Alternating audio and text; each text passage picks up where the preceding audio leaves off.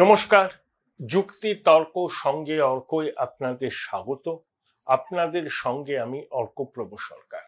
সবার আগে আমার অনুজ প্রতিম সহকর্মী বাপচি সান্যালের অকাল প্রয়াণে আমি শোকস্তব্ধ, তার আত্মার শান্তি কামনা করি।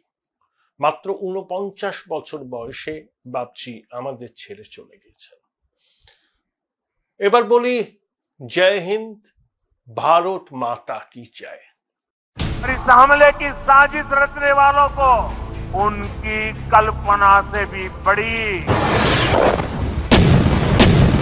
सजा मिलेगी। सजा मिलकर के रहेगी।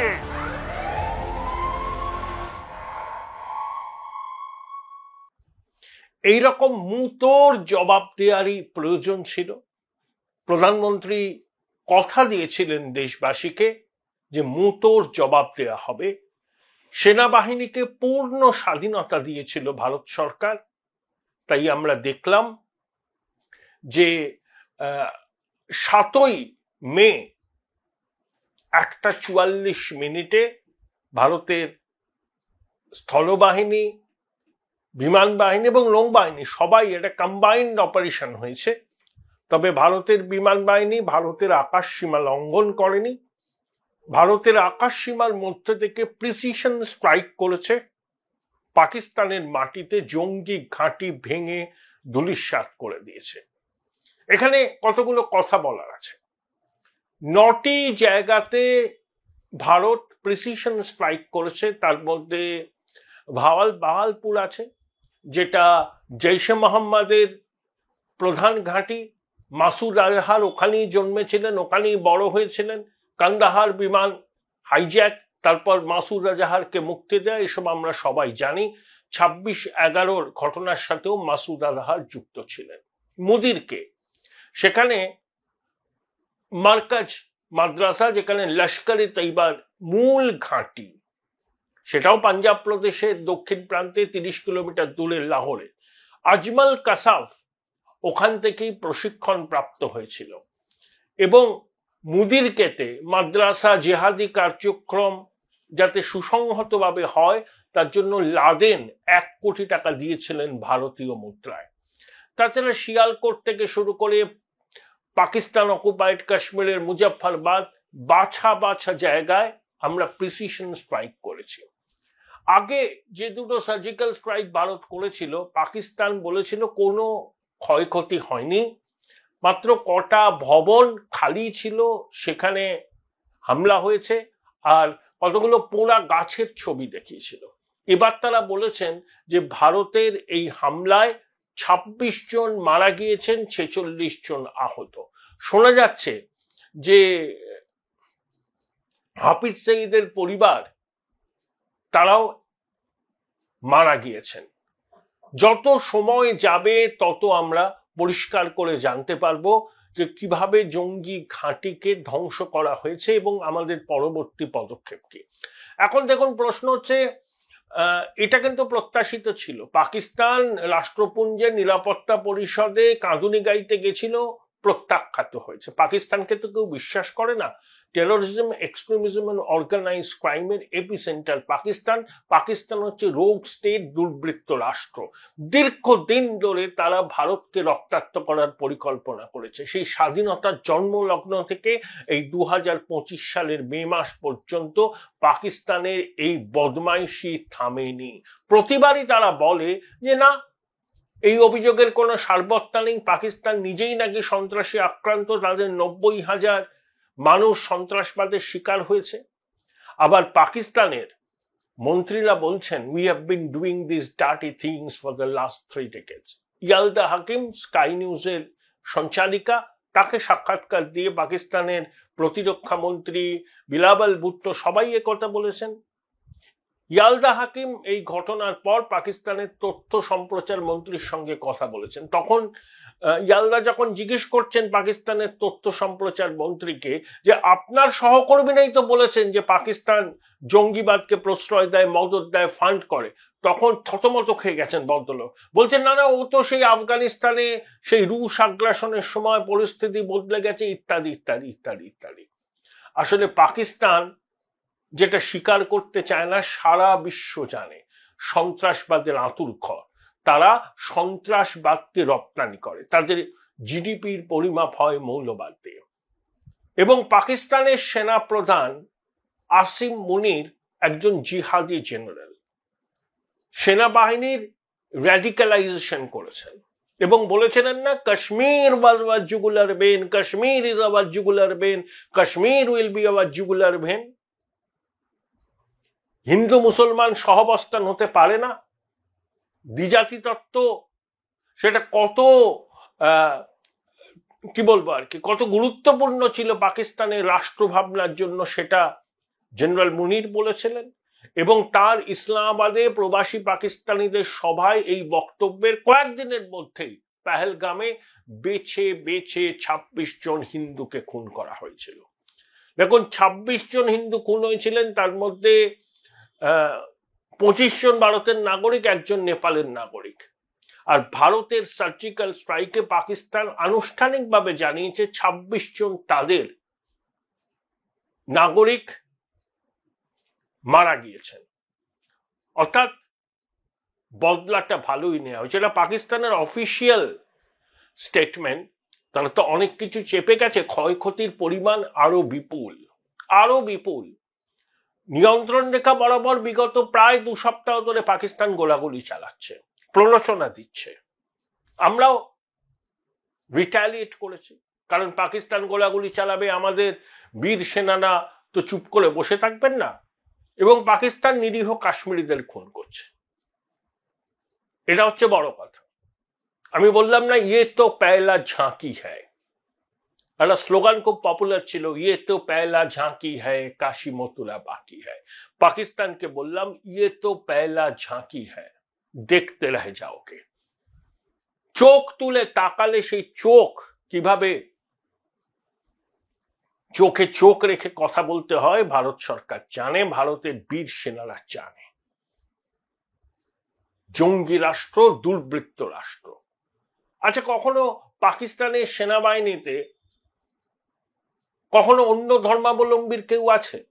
আজকে যে সাউথ ব্লক সাংবাদিক বৈঠক করেছিল, তাতে কর্নেল সোফিয়া কুরেশি ছিলেন, উইং কমান্ডার ভূমিকা সিং ছিলেন এবং বিদেশ সচিব বিক্রম মিশ্রি ছিলেন। দেখুন, সোফিয়া কুরেশি আমাদের বীর যোদ্ধা, ধর্মে মুসলমান, ভূমিকা সিং ধর্মে হিন্দু, এবং বিক্রম মিশ্রি কিন্তু আদতে কাশ্মীরের লোক।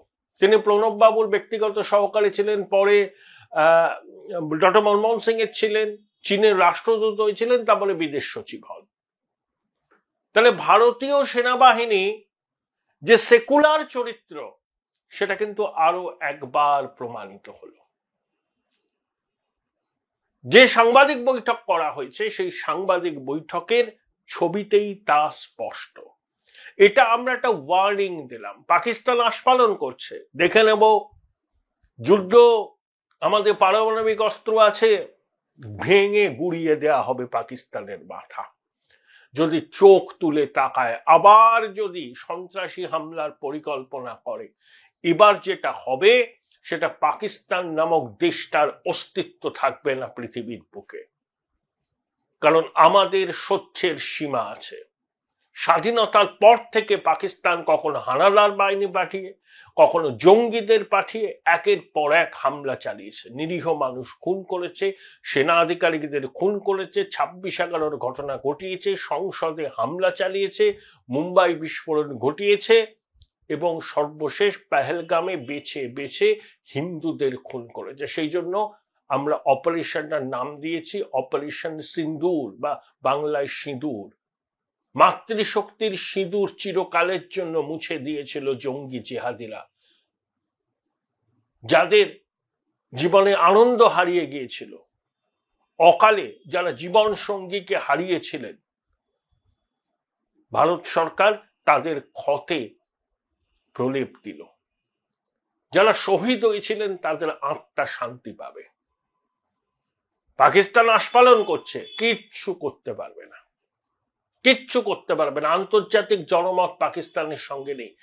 চীন বলেছে ডিএসকালেট করা হোক, এরকম না হলেই হতো। তার কারণ হচ্ছে চীনে মানে পাকিস্তানে চীনে এখনো পর্যন্ত প্রায় $80 বিলিয়ন বিনিয়োগ আছে।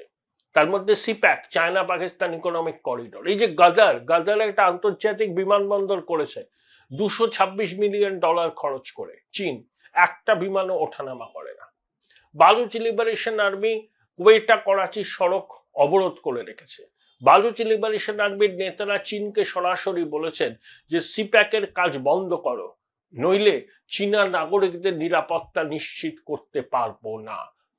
বালুচ লিবারেশন আর্মির আত্মঘাতী মজিদ ব্রিগেড চীনা ন্যাশনালদের উপর হামলা করেছিল। শি জিনপিং এর সরকার পাকিস্তানের নিরাপত্তা ব্যবস্থা নিয়ে সন্তুষ্ট নয়।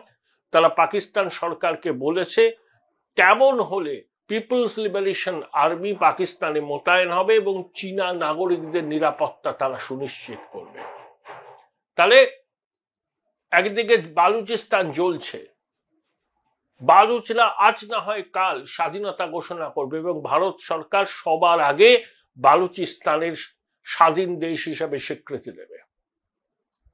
আমরা তো এটাও করতে পারি যে দিল্লি, ওয়াশিংটন, লন্ডন প্রভৃতি জায়গায় বালুচ গভর্নমেন্ট ইন এক্সাইল করতে পারি।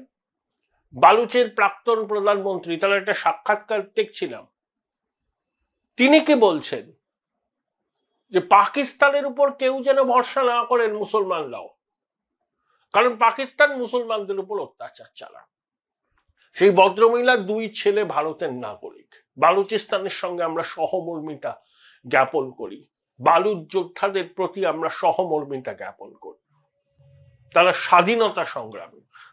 বালুচিস্তান পাকিস্তানের ল্যান্ডমাসের 44%, 2600 কিলোমিটার দীর্ঘ আফগানিস্তান এবং ইরানের সঙ্গে বালুচিস্তানের সীমানা আছে।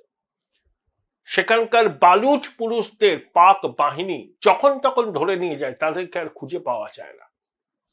সেখানকার মাতৃশক্তি বলেন হাফ উইডো, তারা রাস্তায় নামে, কারণ যাদেরকে ধরে নিয়ে গেছে পাক সেনারা তাদের আর খোঁজ পাওয়া যায় না। তারা বেঁচে আছেন নাকি তাদেরকে খুন করা হয়েছে সেটা মাতৃশক্তি জানতে পারে না, তাই বলা হয় তাদেরকে হাফ উইডো। এই তো বালুচিস্তানের অবস্থা, এই তো পাকিস্তানের পাঞ্জাবি সেনাদের অত্যাচার বালুচিস্তানে। খাইবার পাখতুনখোয়া এক, তেহরিক তালিবান পাকিস্তান পরিষ্কার কার্যত পাক সেনার বিরুদ্ধে যুদ্ধ ঘোষণা করেছে। যারা নিজের ঘর সামলাতে পারে না, যারা নিজের মানুষের উপর অত্যাচার করে, বোম ফেলে, গুম করে, তারা আবার আন্তর্জাতিক মঞ্চে গিয়ে বলছে আমরা সন্ত্রাসবাদের শিকার। সন্ত্রাসবাদকে মদদ দিয়েছে এই পাকিস্তান। আজকে অনেকে ফ্র্যাঙ্কেনস্টাইন হয়ে গেছে এবং পাক সামরিক শাসকদের অত্যাচার বালুচিস্তানে বালুচদের বিদ্রোহ করতে বাধ্য করেছে। সেখানকার ন্যাচারাল রিসোর্সকে লুটপাট করে পাক অভিজাত তন্ত্র বিলাস ব্যসনে মেতে উঠেছে। তাই বললাম না, ইয়ে তো পেলা ঝাঁকি হয়। পাকিস্তানে এখনো আস্ফালন করছে, বলে সমুচিত জবাব সময় মতো দেয়া হবে। চেষ্টা করে দেখুক, চোরাগোপ্তা হামলা চালাবে ওরা, কিন্তু যদি ভারতের কোনো ভাইটাল ইনস্টলেশনে হামলা করার চেষ্টা করে তাহলে এবার লাহোর ইসলামাবাদ দখল করবে ভারতীয় সেনা। Join Indian Institute of Hotel Management now. Right choice, right decision. সেই আত্মবিশ্বাস ভারতীয় সেনাবাহিনীর আছে। ভারতের 140 কোটি মানুষ ভারতীয় সেনাবাহিনীর পাশে আছে। অনেক দিন ধরে পাকিস্তানের এই বাঁদরামো আমরা সহ্য করেছি, রক্তাক্ত হয়েছি, আমাদের নাগরিকরা শহীদ হয়েছেন, সেনা জওয়ানরা শহীদ হয়েছেন। এর বদলা নিতেই হবে। ভারত ঠিক করবে তার নিরাপত্তা কিভাবে সুনিশ্চিত করা যায়। আটলান্টিকের ওপার থেকে উপদেশ দিলে সেটা শোনা হবে না, আমরা সহকারী চাই। এই যে এবিপি নেটওয়ার্কের একটা সামিটে প্রধানমন্ত্রী বললেন, তো আমাদের জল আমরা ব্যবহার করব, তাতে কার কি এসে যায়? চীন বড় বড় কথা বলছে, চীন কি তিব্বত কিভাবে দখল করেছে আন্তর্জাতিক মত শুনেছে? তিব্বতের মানুষের আত্মনিয়ন্ত্রণের অধিকারের কথা কি চীন ভেবেছে? যেভাবে তারা তাইওয়ান দখল করতে চায়, তাই চীনের এইসব কথার কোনো মূল্য নেই। আসলে চীন তার $80 বিলিয়ন যে বিনিয়োগ পাকিস্তানে আছে, সেই বিনিয়োগের সুরক্ষা নিয়ে চিন্তিত, কিন্তু এখন তো আর কিছু করার নেই। Game is over. পাকিস্তানকে প্রথম থেকেই সংযত করেনি কেন চীন? যদি পাকিস্তানকে তারা চাপ দিত টেলার ইনফ্রাস্ট্রাকচার, টেলার ফান্ডিং বন্ধ করতে, তাহলে পাকিস্তান বাধ্য হতো শুনতে। ভারতের বিদেশমন্ত্রী জয়শঙ্কর 7 তারিখ ভারতীয় সময় ভোর রাতে মার্কো রুবিওর সঙ্গে কথা বলেছেন, তার কাউন্টার পার্ট আমেরিকার বিদেশ সচিব এবং একই সঙ্গে জাতীয় নিরাপত্তা উপদেষ্টা। ডোনাল্ড ট্রাম্প সাংবাদিকদের প্রশ্নের উত্তরে বলেছেন যে এরকম কিছু একটা হতে পারে, তিনি আন্দাজ করেছেন। সৌদি আরব, ইউএই, ব্রিটেন ভারতের সঙ্গে কথা বলেছে, কারণ ইসলামী সন্ত্রাসে আক্রান্ত সবাই। আমেরিকা আক্রান্ত, 9/11 হয়েছে না? এই ওসামা বিন লাদেনকে পাকিস্তান লুকিয়েছিল ইসলামাবাদের অদূরে আবোটাবাদ। ব্রিটেন আক্রান্ত নয়? সবাই আক্রান্ত। তাই সন্ত্রাসবাদের বিরুদ্ধে আমাদের লড়াই একসঙ্গে করতে হবে। র্যাডিক্যাল ইসলামের বিপদ এখন বিশ্বে সব থেকে বড় বিপদ, মানবতার শত্রু এরা, এবং এদের বিরুদ্ধে লড়াইয়ে ভারত সবার সঙ্গে থাকবে। ইসরায়েল যেভাবে হামাসকে গুড়িয়ে দেয়, প্রয়োজনে ভারতকেও পাকিস্তানের জঙ্গি, জিহাদি এবং তাদের মদতদাতাকে একইভাবে গুড়িয়ে দিতে হবে। সন্ত্রাসবাদের বিরুদ্ধে বিশ্বের জনমত ভারতের সঙ্গে আছে। আমেরিকার প্রেসিডেন্ট কি বলেছিলেন? যে র্যাডিক্যাল ইসলামের বিরুদ্ধে লড়াইয়ে আমরা ভারতের সহযোগী। পরিশেষে বলি, আমাদের পূর্ব দিকের পড়োশী বাংলাদেশ সতর্ক হয়ে যান। যেভাবে আপনাদের লোকজন ভারতের উত্তর পূর্বকে আক্রমণের হুমকি দিচ্ছেন, পশ্চিমবঙ্গ, আসাম, বিহার উত্তর পূর্বকে নিয়ে নতুন বাংলাদেশের মানচিত্র তৈরির খোয়াব দেখছেন, মাথা ঘুরিয়ে দেয়া হবে। ভারতের দিকে চোখ তুলে তাকালে পরিণতি মারাত্মক হবে। পাকিস্তান বুঝেছে পাকিস্তানের নতুন মিত্র বাংলাদেশ আশা করি 7ই মের পর তাদের নিজেদের দেশের মাটি থেকে ভারত বিরোধী আস্ফালন বন্ধ করবে। কারণ 140 কোটি ভারতবাসীর নিরাপত্তা সুনিশ্চিত করতে আমরা বদ্ধপরিকর, ভারত সরকার বদ্ধপরিকর, ভারতের বীর সেনারা বদ্ধপরিকর, এবং এই নিয়ে একটা সার্বিক ঐক্যমত্য ভারতে আছে। তাই ইউনূসের অন্তর্বর্তী সরকারের জঙ্গি জেহাদিদেরও বার্তা কিন্তু ভারত সরকার দিল, সুধার চাও, না হলে you also have to face the severe consequences.